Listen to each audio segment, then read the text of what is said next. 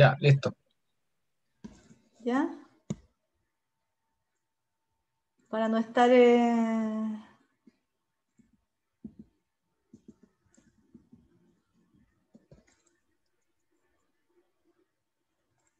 Ya. Chiquillos, entonces tenemos la prueba como a las 10:45, 2:43, me avisan, por favor. ¿Ya, chiquillos? ¿Ya? Ya. Me ponen nerviosa estas cosas. Voy a compartir. Ay, no sé quién es la clase. Momentito, voy a sacar la clase.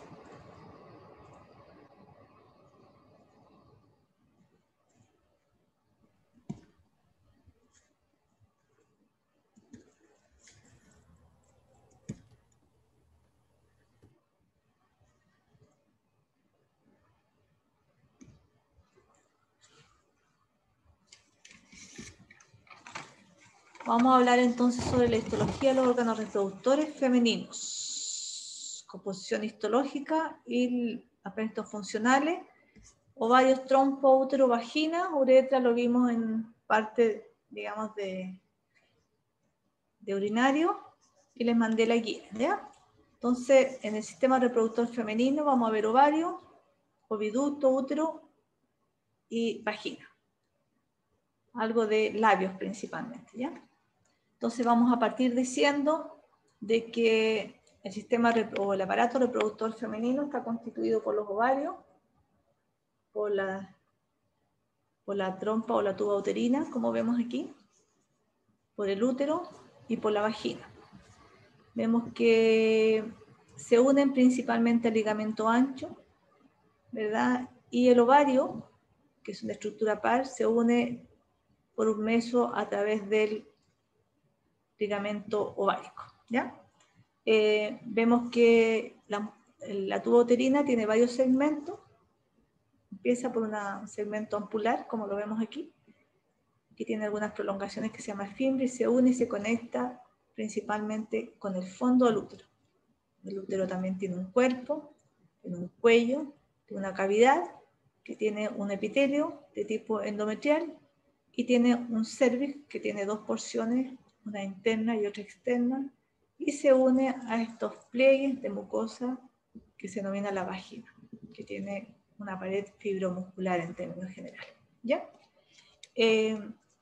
Los ovarios, en términos generales, son órganos par, ubicados en la zona pélvica, miden 1 por 2 a 3 centímetros y pesan aproximadamente como 4 gramos cada uno.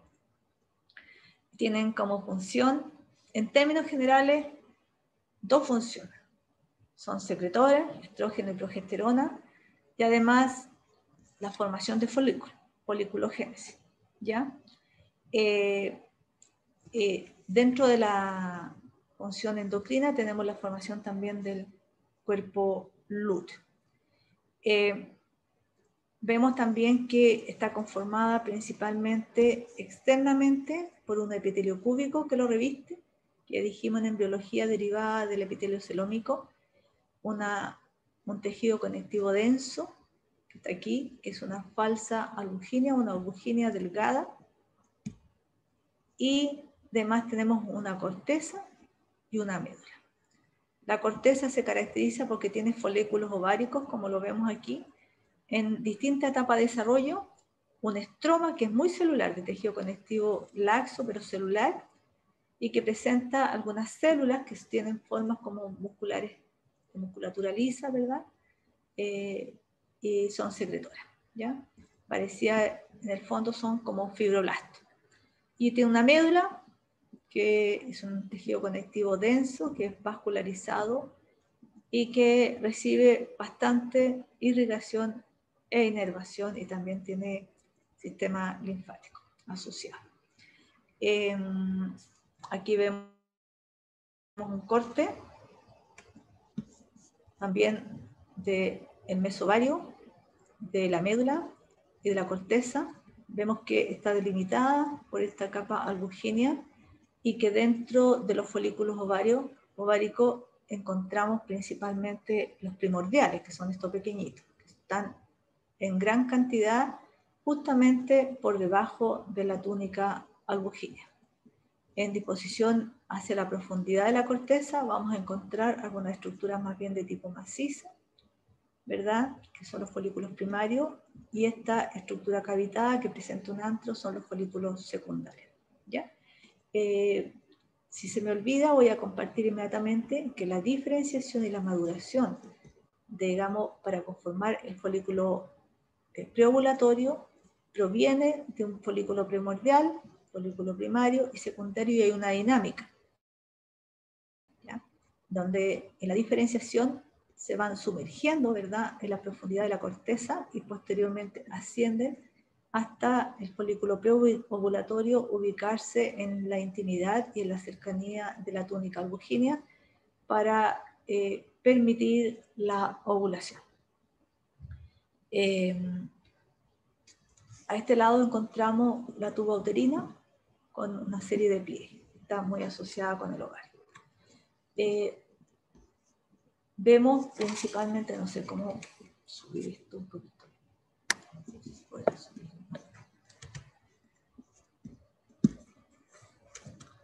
Podemos ver que el epitelio, aquí tenemos la túnica albuginea, el epitelio germinativo, que es el epitelio cúbico simple, que va a depender el estadio, va a depender del estadio funcional del ovario, ¿ya? Puede ser un poquito cúbico alto, o cúbico propiamente tal, o plano, como en las personas de mayor edad, ya que son un poquito más funcionales. Después viene un tejido conectivo denso, que es la albuginea, y vemos principalmente los folículos primordiales y un folículo que es bastante compacto, ¿verdad?, que es el folículo primario. ¿Qué encontramos en cada uno de los folículos? Un ovocito, ¿ya? Y rodeando el ovocito encontramos células foliculares, ¿ya? Están delimitando externamente y que las características van a depender del estado de diferenciación de cada uno de ellos. ¿Cuáles son las diferencias existentes, ¿verdad?, entre un folículo y otro? Principalmente tiene que ver con la capa, ¿verdad?, y el tipo de célula que lo rodea. O sea, si es una capa o dos capas. Como ven aquí, puede tener una capa, ¿verdad?, o varias capas que rodean al ovocito. Si pueden ser planas o pueden ser cúbicas o cilíndricas, ¿ya? Y también si poseen antro o no poseen antro. Este, por ejemplo, posee antro y esta no posee antro, ¿ya? Entonces vamos a empezar a definir. Ya vemos que los folículos primordiales se encuentran inmediatamente adyacentes a la túnica albuginea, y los demás juegan esta dinámica que se profundizan, forman el folículo preovulatorio y se acercan, ponte tú, a la túnica albuginea. Esta es la porción médula, ¿verdad?, altamente vascularizada. El folículo primordial se caracteriza porque tiene un ovocito, vean ustedes, que mide 35 micrones. El ovocito va creciendo en términos de tamaño. Y también el número de capas y la organización, ¿verdad?, de las células foliculares. De tal manera que este ovocito presenta un citoplasma eosinofílico, un núcleo excéntrico, un nucleolo, ¿verdad?, bastante prominente, presenta escaso retículo endoplásmico rugoso, presenta un mitocondria y retículo endoplásmico liso, y por su función secretora. Las células que lo rodean son las células foliculares, que forman el folículo primordial y son de tipo plano. En las recién nacidas, como vemos, hay aproximadamente 1 millón de folículos primordiales y están en la primera división meiótica en la etapa de profase, de ictioteca. Y esta división meiótica se reanuda, ¿verdad?, horas antes, básicamente, de la ovulación, y durante este tiempo, entre la primera división meiótica, está detenida por inhibidores de la meiosis producidas principalmente por la granulosa. Entonces, el folículo primordial tiene un ovocito de 35 micrones y una capa de células foliculares planas. En cambio, el folículo primario puede ser unilaminar, o sea, una capa de células, o multilobular. Esta célula como lo vemos aquí, tiene las mismas características, pero ya tiene un núcleo central, ¿ya? Ha crecido el ovocito y mide entre 100 a 150 micrones. Y las células foliculares, como vemos aquí, unilaminar, que tiene una capa, presenta células más bien de tipo cuboide, ¿ya? Como lo vemos aquí, se observa. Es una estructura maciza y vemos que está inmersa en este tejido celular que es el estroma. Estas células proliferan activamente, ¿ya? Y se caracteriza porque van adquiriendo un aspecto más bien de tipo granular y por eso se denominan, pasan a llamarse de células foliculares a células de la granulosa y se proliferan activamente formando un epitelio más bien de tipo estratificado. Entonces el folículo primario multilaminar, al igual que el folículo primario unilaminar, es una estructura más bien de tipo compacta, ¿verdad? O sea, maciza, más bien dicho, que se caracteriza principalmente porque tiene varias capas celulares y que en este minuto estas capas que se denominan de la granulosa pasan a conformar, son células más bien de tipo secretora, por eso se llaman granulosas. El ovocito también mide entre 100 a 150 micrones y se caracteriza principalmente porque el ovocito secreta una molécula de señalizamiento, o señalizamiento, bien digo, que induce la proliferación de las células foliculares, ¿ya? Para conformar varias capas de células de la granulosa, que es lo mismo, ¿verdad? Que pasan a llamarse porque tienen receptores para LH y FSH. Secretan estrógeno. ¿Ya? Cuando hay 2 o 3 capas, el ovocito también secreta una glicoproteína, 3 glicoproteínas, el ZP1, ZP2 y ZP3. Son la pelucidad 1, 2, 3, que juegan un rol bien importante durante la fecundación. Y se ubica principalmente, es una estructura más bien amorfa, que se ubica entre la primera capa de las células granulares y el ovocito propiamente tal. ¿Qué es lo que tiene allá, además de la glicoproteína, la sustancia amorfa? Se encuentran las microvellosidades presentes en el ovocito que se alojan en la zona pelúcida y además unas extensiones citoplasmáticas denominadas filopodio de la primera capa de las células de la granulosa, como lo vemos aquí. Entonces, los filopodios, más las microvellosidades, se ubican en la zona pelúcida. Entre los filopodios y las microvellosidades se encuentran o se unen a través de uniones comunicantes, ¿ya? Entre ellas. Otra de las cosas que podemos encontrar en un folículo multilaminar cuando ya tiene 2 a 3 capas, además de la formación de la zona pelúcida, es la formación principalmente de una lámina basal nítida, ¿ya? Como lo vemos aquí. Entonces, se forma una lámina basal que va a delimitar principalmente una gran cantidad de células que son células estromales que van a conformar la teca. Bueno, la teca provienen de células estromales, se ubican periféricamente a esta formación y van a formar parte del folículo preovulatorio. Estas células tecales dividida en 2 capas, una capa externa y una capa interna, se caracteriza principalmente porque la capa externa está constituida por un tejido conectivo denso y regular, ¿ya? Que tiene fibras musculares lisas, que juegan un rol importante también en el momento de la ovulación. Y la teca interna, que está unida a la membrana basal o a la lámina basal, es un tejido conectivo más bien de tipo celular, ¿ya? Está altamente celular, con mucha celularidad y recibe el riego de los vasos existentes en la capa externa. La capa externa tiene abundante vaso y riega, nutre, otorga en términos generales oxígeno, nutriente a las células de de la teca interna, las células de granulosa y del ovocito. ¿Ya? Ese es el rol básicamente de los vasos existentes en la teca externa. ¿Ya? Entonces es importante porque aporta, digamos, todo el riego sanguíneo, los metabolitos y el oxígeno requerido para el crecimiento y la proliferación, básicamente en las células de la granulosa y del ovocito. Entonces, el folículo multilaminar, ya encontramos varias capas de células en vez de foliculares son de la granulosa, la zona pelúcida, una lámina basal y la formación de las dos tecas. Aquí vemos principalmente el epitelio ya externo cúbico, la túnica albugínea, ¿verdad?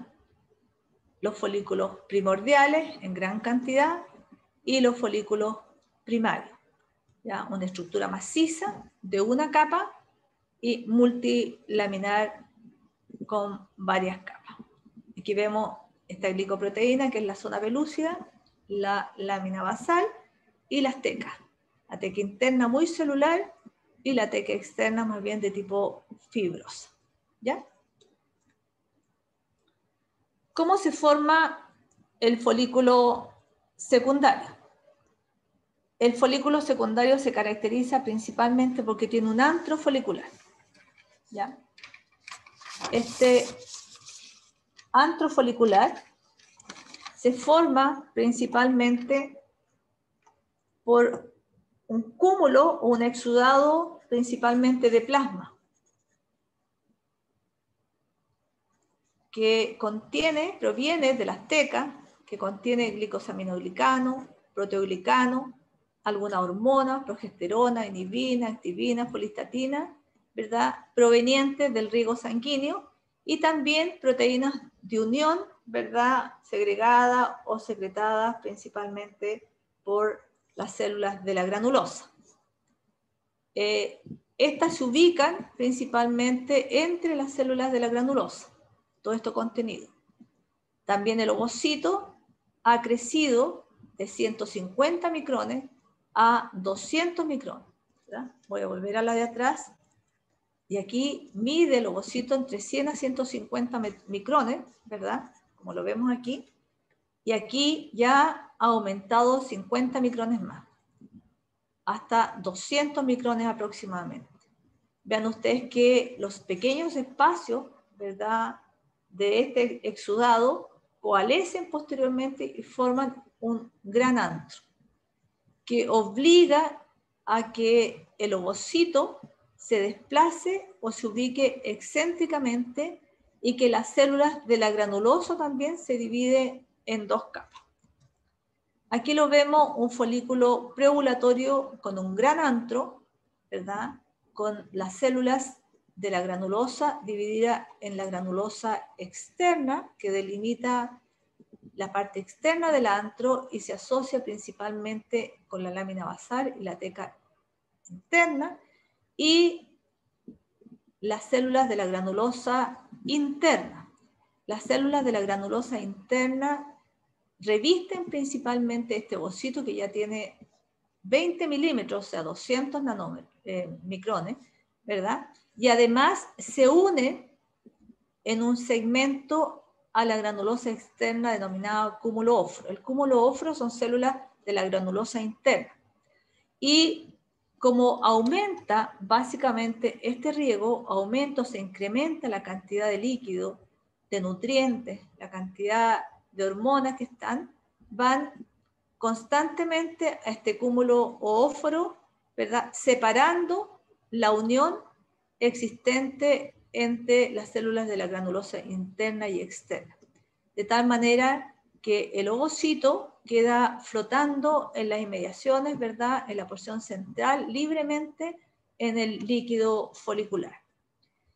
Otra cosa que sucede, son varios elementos que suceden a este nivel. Horas previa a esto, se genera ante la ovulación, la segunda división meiótica, quedando en etapa de metafase, ¿verdad?, y posteriormente las células que revisten, las células foliculares internas que revisten al ovocito, se modifican conformando células cilíndricas como una empalizada, que se van a denominar la corona radiada, que juntamente con la zona pelúcida juegan un rol importante en el proceso de la fecundación. Aquí vemos un corte histológico donde vemos el antro folicular, vemos el cúmulo óforo y el ovocito, ¿ya? Entonces, lo importante de esto es que aquí habíamos visto que a los 14 días del ciclo se produce, ¿verdad?, la ovulación, se reanuda la meiosis y van a quedar en la segunda división meiótica metáfase. ¿Cómo sucede esto principalmente? Lo primero que tenemos que entender que el folículo primario se desplaza durante la maduración, como había dicho, hasta la capa cortical, ¿ya?, hasta el segmento cerca del albujine. Y enseguida lo que sucede es que pocas horas antes se produce y se reanuda la meiosis.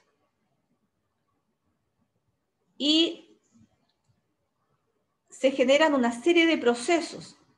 Van a subir los niveles de estrógeno y por retroalimentación, ¿verdad?, de estos estrógenos sanguíneos, se van a inhibir la FSH y la LH a nivel del hipotálamo, perdón, a nivel de la hipófisis.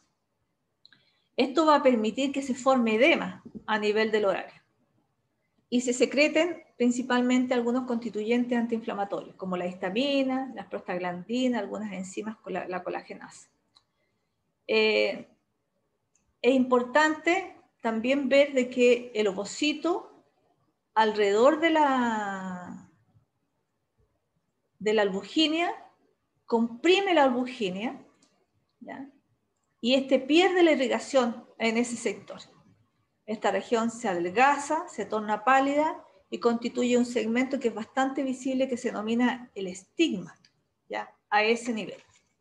De tal manera que posteriormente a eso, ¿verdad?, la rotura del estigma se va a producir principalmente porque las células de la granulosa van a producir un activador del plasminógeno. Y este plasminógeno va a activar dos enzimas que son la plasmina y la colagenasa. Y estas dos enzimas lo que hacen es degradar principalmente el tejido conectivo existente en la túnica albugínea. Posteriormente, una vez degradado eso, una vez formándose el estigma básicamente y la degradación del tejido conectivo, se van a producir algunas contracciones rítmicas de las células musculares de la teca externa, un aumento de la secreción porque hay edema y se facilita el vaciamiento del líquido folicular y posteriormente la ovulación. Entonces, es importante que a los 14 días del ciclo se genera básicamente esta ovulación, dado principalmente por un proceso local inflamatorio que hay a este nivel, ¿ya? Bien, entonces vemos aquí la túnica albugínea, ¿verdad?, los folículos primordiales, el primario, ¿verdad?, y también entre la corteza, y entre la corteza existen células interdiciales que se diferencian a partir de la célula de la teca interna y que constituyen de folículos secundarios atrésicos que también son secretores.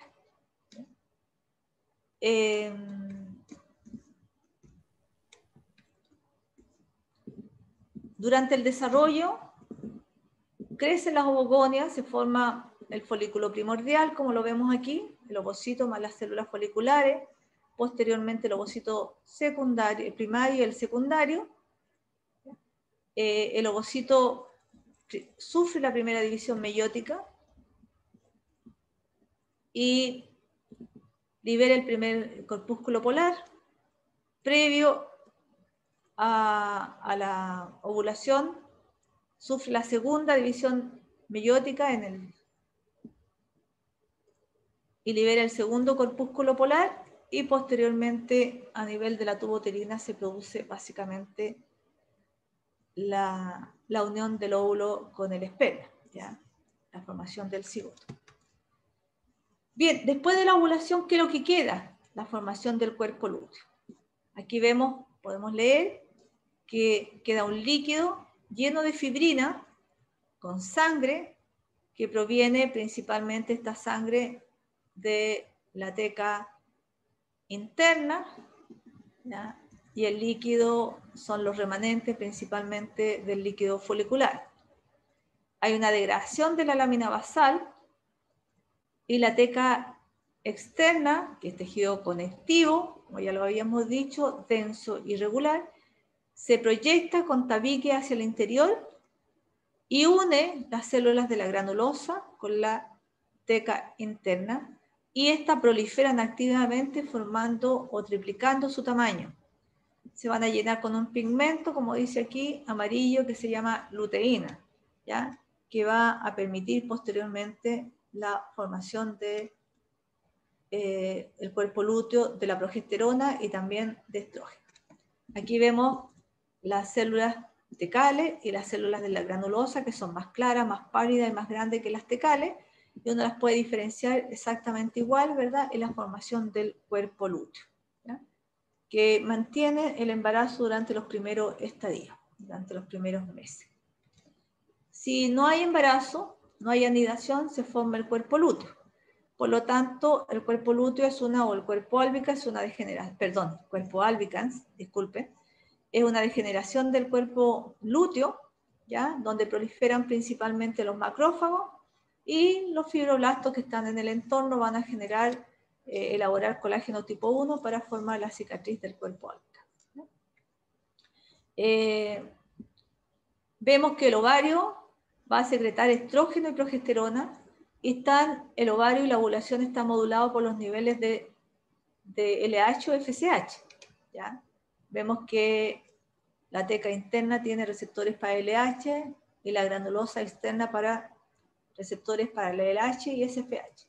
Bueno, lo importante de esto es que estos niveles de estrógeno y progesterona influyen principalmente en el ciclo menstrual, ¿ya?, y principalmente en el endometrio, donde se produce una caída endometrial y una restitución de los mismos, del endometrio. Por lo tanto, el ciclo endometrial tiene una fase menstrual, una fase proliferativa de crecimiento y una fase secretora. Entonces, este es donde se prepara, como lo vimos en el primer semestre, ¿verdad?, al endometrio para la anidación. Esta fase proliferativa es de tipo estrogénico, donde permite básicamente que prolifere a través del segmento basal y crezca y restituya, ¿verdad?, la altitud que tenía inicialmente. Y la fase menstrual es la caída de la sangre y principalmente la pérdida del tejido de la capa funcional. No tan solo influye en el endometrio, en el útero, sino que también influye en la tuba uterina, ¿verdad?, y en las mamas. Viendo la tuba uterina, vemos que la tuba uterina tiene 4 segmentos, una porción que se denomina el infundíbulo, ¿ya?, que es la porción más distal, digamos, si tomamos de referencia el útero, y que tiene estos pliegues que se denominan las fimbrias, ¿ya?, que son pliegues formados por el epitelio y por la lámina propia de la mucosa. Tiene un segmento, ¿verdad?, que también tiene fibra en menor cantidad, que se denomina la ampolla, donde se produce la fecundación, que lo vimos en el primer semestre. Posteriormente, cercana al útero, hay un segmento el istmo, y en la región donde se internaliza el útero, en la pars uterina o el segmento intramural. Cada uno de los segmentos que están aquí tiene 3 capas, una mucosa, una muscular y una serosa. La mucosa, cada uno de estos pliegues está revestida por un epitelio cilíndrico que tiene 2 tipos de células, como lo vamos a ver, y una lámina propia de un tejido conectivo laxo. Estas células, obviamente, bajo los niveles de estrógeno y progesterona también modifican, digamos, esta mucosa. Tiene una muscular que está dada con una circular interna y longitudinal externa, que a medida que se acerca a la porción uterina, en más gruesa, más espesa, o sea, tiene un mayor diámetro, y la serosa, ¿verdad?, un revestimiento peritoneal con un mesotelio. Aquí vemos la mucosa, que está constituido por un epitelio simple, cilíndrico, que tiene células secretoras, como las vemos aquí en clavija, ¿verdad?, o las células ciliadas. Ya vimos que estas células secretoras, básicamente junto con las células ciliadas, ayudaban principalmente no tan solo a nutrir formando la leche uterina, recordando ese efecto en embriología, y al desplazamiento básicamente del cigoto, del embrión. Tiene una lámina propia que es bastante, que tiene bastante vaso sanguíneo, que está constituido por un tejido conectivo laxo, que permite a través del transudado, ¿verdad?, formar parte de los constituyentes que van a alimentar al embrión. Aquí vemos los pliegues, ¿verdad?, las fimbrias, y podemos ver que las fimbrias van disminuyendo en proporción a medida que llegamos al segmento intramural, y se va incrementando la capa muscular, como lo vemos, grandes vasos como hay en este nivel, bastante vascularización, ¿ya? Entonces las fibras son pliegues de la mucosa, epitelio y la lámina propia. El otro órgano que influye es el útero, que está conformado por un cuerpo, por un fondo y por el cuello uterino, y tiene 3 capas, que es el endometrio, el miometrio y el perimetrio. El perimetrio es una serosa, y vamos a ver también que tiene algunas otras características. El miométrico está conformado por grandes capas principalmente de musculatura lisa, ¿ya? Lo estudiamos en el primer semestre en histología, y nos vamos a circunscribir principalmente al endometrio, que tiene cambios morfofuncionales derivados principalmente por los estímulos de los estrógenos, los progesteronas. Vemos aquí a este nivel que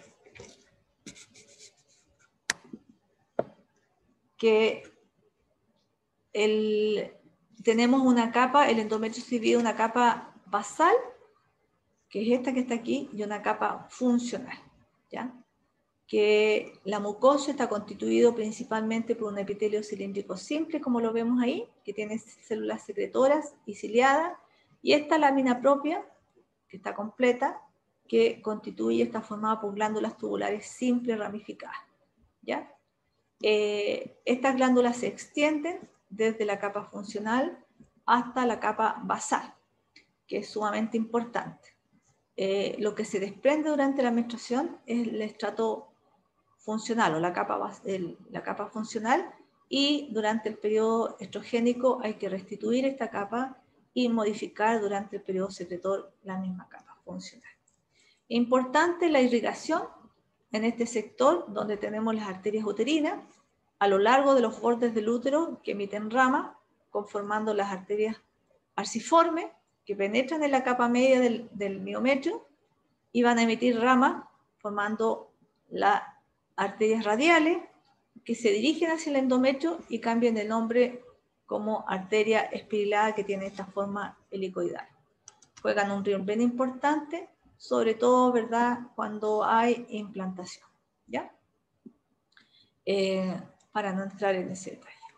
Ahora vemos que los efectos hormonales, ¿verdad?, influyen principalmente en el endometrio, como lo vemos aquí, ya sea si creciendo después de la menstruación, en etapa proliferativa, aumentan en número y en espesor, ¿verdad?, con la acción de los estrógenos, o en el periodo secretor, ¿verdad?, permitiendo que las células se conformen o se constituyan como un epitelio pseudoestratificado de tipo secretor. Y vemos que la fase proliferativa, como lo vemos aquí, se restituye alcanzando más o menos 3 milímetros y estimulada principalmente por los estrógenos, progesterona. Esta etapa se llama proliferativa o estrogénica también. Y dentro de ella podemos ver ciertas características morfológicas que definen a este periodo. Primero que nada vemos que las glándulas tienen un lumen regular y que hay un paralelismo entre la lámina basal y la porción superficial de la célula. Ya la célula tiene una activa mitosis porque su función en este minuto es proliferar, dividirse, dividirse, dividirse. Por lo tanto, hay ausencia de secreción ¿verdad? En las células y también en el lumen, ¿ya? Y hay mucho tejido estromal entre ellas, ¿ya? Muchas células entre medio, entre una glándula y otra glándula. Esas son las características básicamente de la fase proliferativa. En cambio, en la fase secretora, como vemos aquí, ya hay un cambio morfológico evidente. El lumen se halla bastante irregular, como lo vemos aquí, ¿ya? El diámetro no es constante, toda su extensión. Forman estas glándulas que tienen como esta forma aserrada, ¿ya? Vean ustedes que son como irregulares, medias aserradas. Se pierde el paralelismo, ¿verdad? Entre la célula, entre la parte basal y superficial de la célula, porque las células se tornan secretoras y hay vacuolas infranucleares y supranucleares. Y eso conlleva, ¿verdad?, a que el lumen de la glándula también tenga, ¿verdad?, un contenido de secreción, ¿ya? El estroma, como ustedes lo pueden ver, se hace mucho más edematoso, hay mucho más líquido, hay una alta irrigación a este nivel, por lo tanto las células se separan, ¿ya? Así que eso es parte de las características o las diferenciaciones morfofuncionales de acuerdo al ciclo hormonal. El miometrio tiene 3 capas, una longitudinal interna, una circular media y una longitudinal externa, y tiene una serosa adventicia dependiendo si es la cara anterior o la cara posterior. El anterior tiene una adventicia y en la cara posterior tiene una serosa. En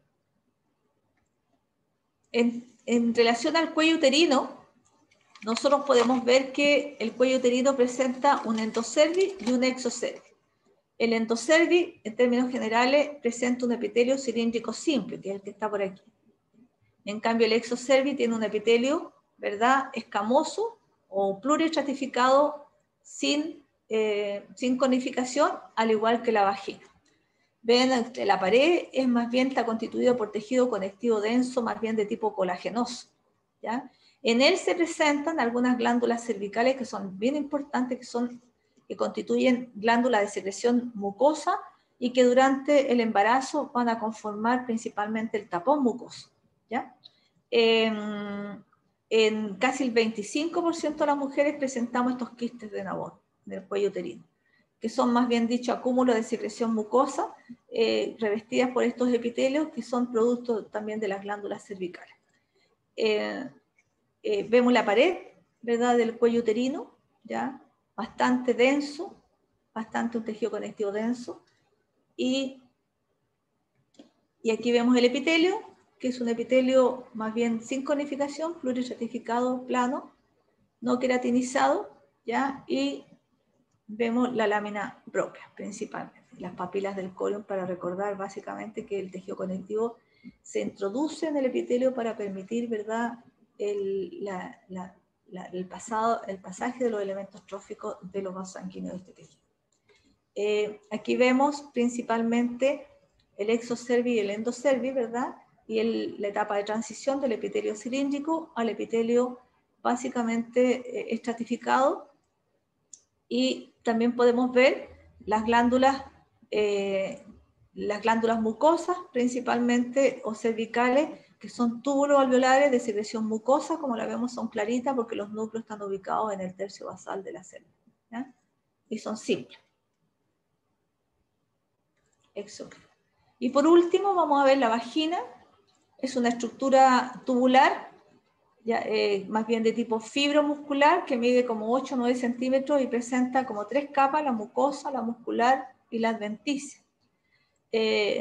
Vean ustedes que la mucosa está constituida por un epitelio escamoso estratificado y presenta grandes cantidades de glicógeno, que cuando a través de principalmente de la flora bacteriana presente en este sector, se modifican a ácido láctico, lo que le da principalmente el pH bajo a la vagina, impidiendo, ¿verdad?, que sea invadida por los patógenos. Ahora, la lámina propia se caracteriza porque está constituido por un tejido conectivo laxo, que es altamente vascularizado, no presenta glándula, y que emite un transudado mediante un estímulo sexual. Cuando hay un coito, cuando hay una excitación, etc., se libera este transudado que se suma principalmente a todo el flujo vaginal al flujo que proviene principalmente del cuello uterino y que va a permitir, ¿verdad?, a la lubricación y la facilitación principalmente del cuello. ¿Ya? El tejido, la muscular, está constituido principalmente por una circular interna, que no se ve aquí, una longitudinal externa y una adventicia, de tejido conectivo denso, porque se une principalmente a las paredes de los tejidos adyacentes. Aquí vemos el epitelio, ¿ya?, que es un epitelio pluristratificado plano, no conificado, y vemos también la lámina propia, que tiene alta vascularización y que permite este transudado. ¿Ya? Es importante entender que tanto la vagina como el cuello uterino están en constante, ¿verdad?, renovación celular, de tal manera que a través de un frotis, ¿verdad?, denominado el Papá Nicolau, nosotros podemos evaluar las características hormonales, ¿verdad?, o citológicas presentes en ese sector. Y vemos que con regularidad, si estamos en etapa estrogénica o si estamos en etapa incidiendo la progesterona, encontramos el número o la célula correspondiente, ¿verdad?, a la etapa hormonal.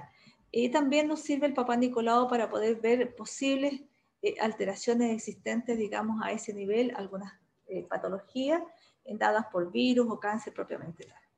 Es necesario regularmente, ¿verdad?, que sobre todo las damitas que están con una actividad sexual o una vida sexual activa, ¿verdad?, que recurran a realizarse este examen constantemente. Y por último, vemos los labios, ¿verdad?, que los labios mayores están constituidos por piel principalmente y que tiene con los constituyentes de la piel, un epitelio pluristratificado, plano conificado, ¿verdad?, que tiene gruesos pelos que nosotros ya conocemos, glándulas sudoríparas y glándulas sebáceas. Bastante glándulas sebáceas que permiten, ¿verdad?, la formación del sebo y la mantención del seno.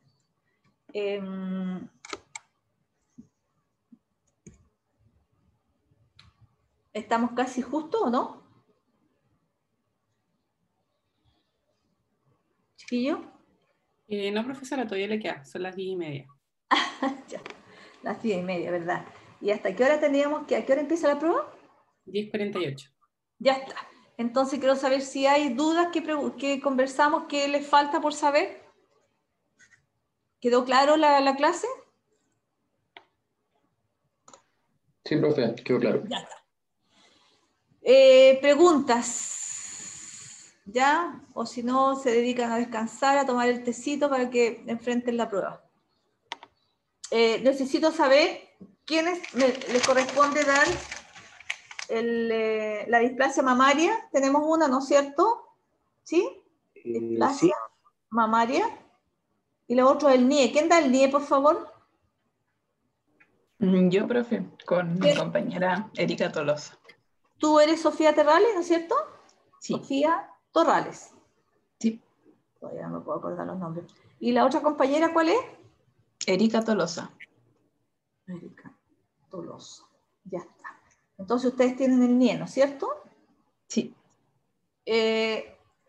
¿Vas a hablar del cuello uterino? Sí. Sí, de hecho la neoplasia intrapitelial y cáncer de cuello uterino. No, pero me refiero a la histología normal, ¿sí? Ah, sí, sí, también. Ya está. Entonces aquí lo vamos a ver. Ahora, ¿quién tiene displasia mamaria, chiquillo? Santiago. Daniel Pereira con Simón González. Qué bueno, yo te mandé Daniel Pereira, espérate. Pereira. ¿Y quién más? Simón González. Simón González. Simón González. Ya está. Daniel, necesitamos ponernos de acuerdo tú y yo para ver las pruebas que son faltantes en histología, ¿ya? ¿Sí? Entonces nos vamos a escribir, ¿verdad? Para ponernos de acuerdo cómo lo vamos a hacer y vamos a ver, digamos, cuándo es la prueba de recuperativa, ¿ya? Que hay poca gente recuperativa, afortunadamente. Entonces ustedes tienen displasia. Ahora, mi pregunta es si en la displasia mamaria van a hablar de mama normal. Sí. ¿Sí? Sí. Ya está, eso es importante. ¿Ya? Entonces, no sé, son las 10:34. No sé si hay alguna otra pregunta, chiquillos.